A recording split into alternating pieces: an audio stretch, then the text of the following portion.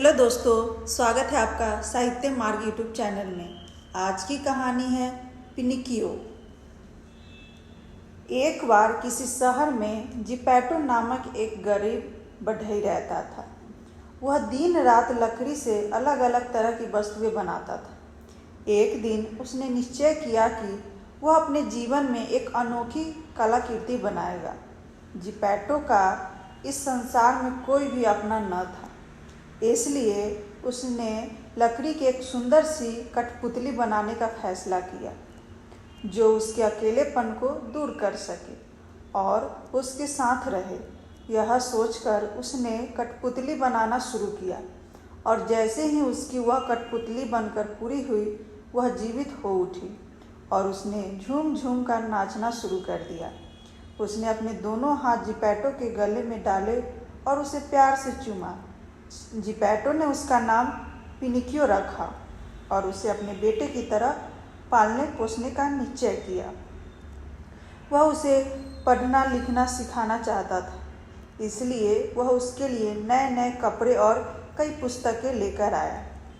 अगले दिन सुबह पिनिकियो ने उठने पर जिपैटो ने उसे नए कपड़े पहनाकर तैयार किया और उसे ले जाकर पास की एक पाठशाला में भर्ती करवा दिया। अगले ही दिन पिनिकियो सुबह उठकर तैयार होने के बाद अपनी पुस्तकें लेकर पाठशाला की ओर चल दिया। जब वह एक खेत के पास से गुजर रहा था, तभी रास्ते में उसे सोने की 5 सिक्के मिले।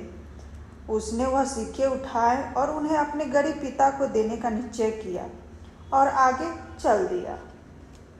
चलते चलते जैसे ही वह जंगल के किनारे पहुंचा, उसने एक घायल लोमड़ी और एक अंधी बिल्ली को एक साथ वहां से जाते हुए देखा। अभी वह उन दोनों को वहां से जाते हुए देख ही रहा था, तभी वह दोनों पिनिकियो के पास आई। उस घायल लोमड़ी ने बड़ी विनम्रता से कहा, हेलो पिनिकियो, अगर तुम हम दोनों को जंगल के अंदर तक पहुंचने में मदद कर दो तो तुम्हारी बहुत मेहरबानी होगी। दयालु पिनिकियो खुशी से उन दोनों की सहायता करने के लिए तैयार हो गया और बोला, मुझे तुम दोनों की मदद करने में खुशी होगी, लेकिन उससे पहले मुझे यह 5 सोने के सिक्के अपने पिता को देने हैं। उसके बाद आकर मैं तुम दोनों को तुम्हारे घर तक पहुंचा दूंगा। सोने के सिक्के। उसकी बात सुनकर आश्चर्य से बिल्ली चिल्लाई और उसकी आंखों में चमक आ गई। यह सुनकर लोमड़ी ने पिनिकियो से कहा, तुम इन 5 सोने के सिक्कों से हजारों सोने के सिक्के बना सकते हो। हजारों सोने के सिक्के। बिल्ली की बात सुनते ही आश्चर्य से पिनिकियो का मुंह खुला रह गया। हाँ, वहाँ जंगल के अंदर एक जादुई खेत है जिसे चमत्कारी खेत कहते हैं। अगर तुम वहाँ एक सोने का सिक्का दबा दो तो अगले ही दिन तुम्हें वहाँ हजारों सोने के सिक्के से लदा हुआ पेड़ मिलेगा, चालाक लोमड़ी ने कहा। यह सुनते ही पिनिकियो ने उन दोनों को धन्यवाद किया और सीधा चमत्कारी खेत की तरफ चल दिया। जैसे ही पिनिकियो जंगल के घने भाग में पहुंचकर लोमड़ी के बताए हुए चमत्कारी खेत की तरफ बढ़ने लगा तो खतरनाक और अजनबी प्राणी उस पर झपटे और उसके सोने के 5 सिक्के उससे छीनने लगे। वे दोनों उसे धमकाते हुए बोले, सोने के सिक्के या तुम्हारा जीवन, तुम खुद ही यह निश्चय कर लो। ये दोनों लुटेरे और कोई नहीं बल्कि लोमड़ी और बिल्ली ही थी जो पिनिकियो को रास्ते में मिले थे। उनके इस भयानक रूप को देखकर हैरान परेशान पिनिकियो ने डर के मारे अपने घर की ओर दौड़ लगाई कि तभी अचानक उसका पैर जाल में फंस गया। उसने अपने पैर को जाल से निकालने की बहुत कोशिश की, लेकिन वह उसे जाल से बाहर न निकाल सका। इससे वह और भी डर गया और रोते हुए मदद के लिए चिल्लाने लगा। रोते रोते अचानक पिनिकियो ने देखा कि उसके सामने एक सुंदर सी परी प्रकट हुई। वह एकदम गोरी थी और उसके बाल नीले रंग के थे। उस सुंदर परी ने पिनिकियो को उस जाल से मुक्त करवाया और अपनी मीठी आवाज़ से उससे बोली, तुम्हारे पास जो सोने के सिक्के हैं वे जाकर अपने पिता को दे दो। पिनिकियो ने जेब में सोने के 5 सिक्के होने के बावजूद भी उसने डर के मारे परी से झूठ कह दिया, मेरे पास सोने का कोई भी सिक्का नहीं। यह सुनकर परी मुस्कुराई और मन ही मन कोई मंत्र बोली, जिससे पिनिकियो की पहले से ही लंबी नाक और अधिक लंबी हो गई। यह देखकर पिनिकियो रोने लगा, क्योंकि अब वह अपनी अधिक लंबी और मोटी नाक के कारण अपने सिर को घुमा या उठा भी नहीं पा रहा था। थोड़ी देर में पिनिकियो को अपनी भूल समझ में आई। उसने परी से विनती की कि वह उसकी नाक को पहले जैसे ही कर दे। उसने अपने झूठ के लिए परी से क्षमा भी मांगी। यह सुनकर दयालु परी ने 3 बार ताली बजाई और पिनिकियो की नाक पहले जैसे ही ठीक हो गई। धन्यवाद दयालु परी, मैं अब से कभी भी बुरे और चालाक लोगों के साथ नहीं रहूँगा। अब मैं अपने घर वापस जाकर अपने पिता के साथ खुशी से रहूँगा, पिनिकियो ने कहा। उसकी बात सुनकर परी मुस्कुराई और उसने 3 बार ताली बजाई। तभी नीले आकाश में एक बड़ा सा कबूतर प्रकट हुआ। उड़ते हुए पिनिकियो के पास आकर बैठ गया और उससे बोला, पिनिकियो, तुम मेरी पीठ पर बैठ जाओ। तुम्हारे पिता ने एक नाव बनाई है और वह उसे गहरे समुद्र में ले जाना चाहते हैं। वह तुमसे बहुत प्यार करते हैं और इसलिए वह आंधी तूफान की चिंता किए बिना समुद्र में जाना चाहते हैं। हमें देर होने से पहले ही उनके पास पहुंच जाना चाहिए।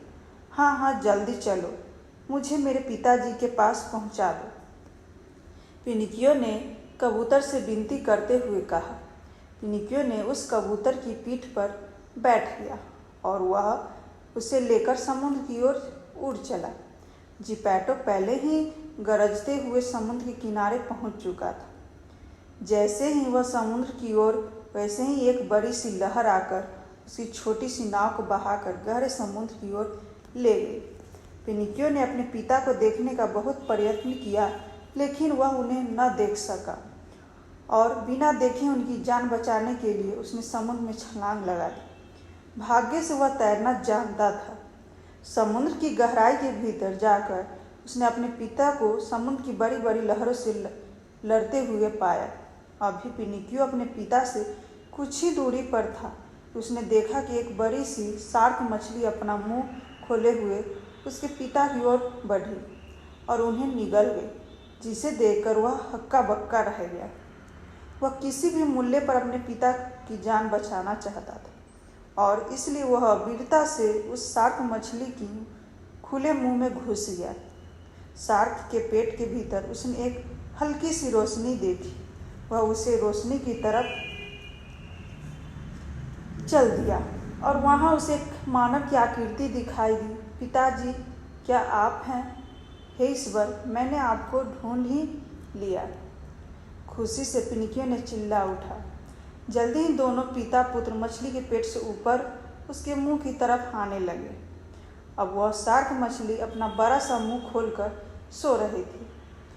उसके बड़े बड़े दांतों के 3 कतारों को पार करते हुए दोनों उसके मुंह से बाहर निकले और द्वीप तक पहुंचने तक वे दोनों तैरते ही रहे। तैरते तैरते आखिर दोनों थक कर सो गए।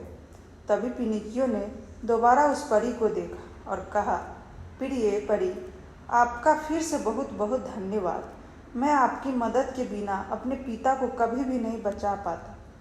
अब से मैं कभी झूठ नहीं बोलूँगा और एक अच्छा बच्चा बनकर रहूँगा। पिनिकियो वास्तव में एक कठपुतली था और इसलिए वह हमेशा एक मनुष्य बनना चाहता था। वह परी उसकी इस इच्छा को जानती थी, इसलिए फिर से 3 बार ताली बजाई और मन ही मन कोई मंत्र बोली और देखते ही देखते पिनिकियो एक असली लड़के के रूप में बदल गया। उसने परी को धन्यवाद दिया और अपने पिता के साथ अपने घर की ओर चल दिया। उसने फिर कभी भी झूठ नहीं बोला और एक अच्छे बच्चे की तरह अपने पिता के साथ खुशी खुशी रहने लगा। इस वीडियो को लाइक एंड शेयर करें और इस चैनल को सब्सक्राइब करें। धन्यवाद।